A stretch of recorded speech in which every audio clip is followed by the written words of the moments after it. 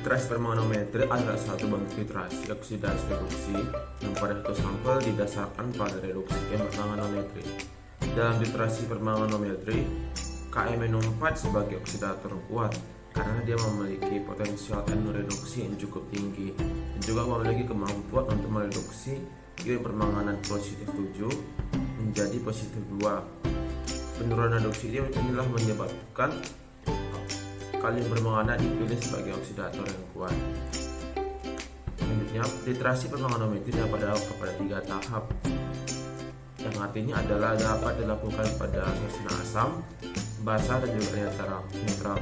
Tetapi disarankan menurut beberapa penelitian, titrasi permanganometri tidak cukup dilaksanakan pada suasana asam, dikarenakan jika dilakukan pada suasana non asam, dia akan membentuk suatu senyawa mengoksida, dan senyawa mengoksida ini bersifat autokatalitik, yang artinya adalah mempercepat pembentukan mengoksida sendiri sehingga akan mengganggu kemurnian daripada sampel.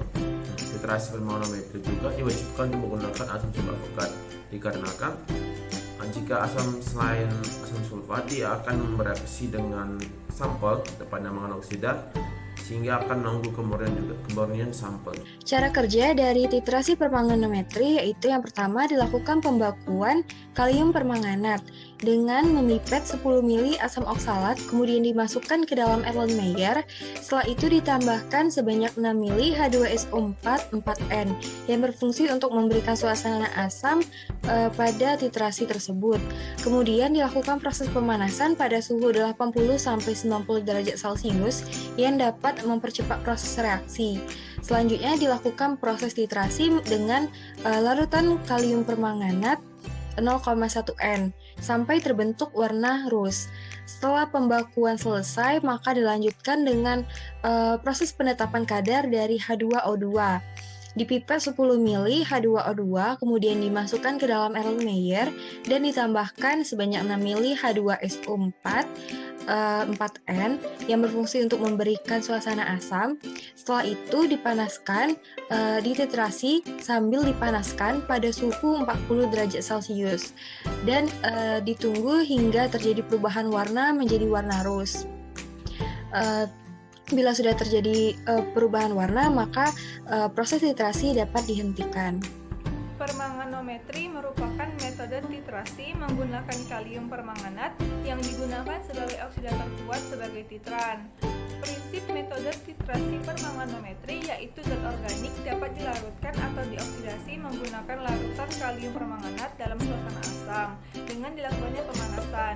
Sisa dari kalium permanganat ini akan bereaksi dengan asam oksalat yang berlebih. Kelebihan dari asam oksalat akan dititrasi kembali menggunakan kalium permanganat. Nah, titik akhir dari titrasi permanganometri adalah terjadinya perubahan warna yang semula berwarna bening akan berubah menjadi warna merah muda. Satu tetes kelebihan dari ion permanganat akan menghasilkan warna merah cukup jelas. Nah, titrasi permanganometri ini harus dilakukan dalam suasana asam karena fungsi penambahan asam sulfat adalah untuk memberikan suasana asam pada larutan. Hal ini dilakukan karena pengamatan titik akhir titrasi permanganometri akan lebih mudah apabila pada suasana asam. Nah, penggunaan kalium permanganat sudah mampu memberikan perubahan warna yang semula warna bening menjadi warna merah sesuai dengan indikator titrasi dari permanganometri. Selanjutnya, kesalahan pada titrasi. Yang pertama ada kesalahan titik akhir. Titik akhir titrasi ini ketika reaksi antara dua solusi telah berhenti, indikator yang berubah warna untuk menunjukkan kapan reaksi telah berhenti. Jangan langsung berubah. Dalam hal titrasi asam basa, indikator mungkin terlebih dahulu berwarna terang sebelum berubah sepenuhnya. Juga, masing-masing individu merasakan warna sedikit berbeda yang mempengaruhi hasil percobaan. Jika warnanya sedikit berubah, terlalu banyak titran yang berasal dari buret dapat dimasukkan ke dalam solusi melampaui hasil. Yang kedua, salah membaca volume. Keakuratan titrasi ini membutuhkan pengukuran volume material yang tepat. Sumber kesalahan pengukuran lainnya adalah melihat tempat yang salah. Suatu solusi membentuk kurva cekung dan bagian bawah kurva digunakan untuk mengukur volume. Jika pembacaan diambil dari bagian yang lebih tinggi dari kurva, pengukuran volume akan salah. Yang ketiga, konsentrasi. Kesalahan dalam konsentrasi secara langsung mempengaruhi akurasi pengukuran. Kesalahan termasuk menggunakan konsentrasi yang salah untuk memulai, yang dapat terjadi dari penguraian kimia atau penguapan cairan. Yang keempat, menggunakan peralatan secara tidak benar. Misalnya, mengaduk solusi dapat menyebabkan hilangnya solusi yang akan mempengaruhi hasil. Kesalahan dalam mengisi buret dapat menyebabkan gelembung udara yang mempengaruhi aliran cairan di buret.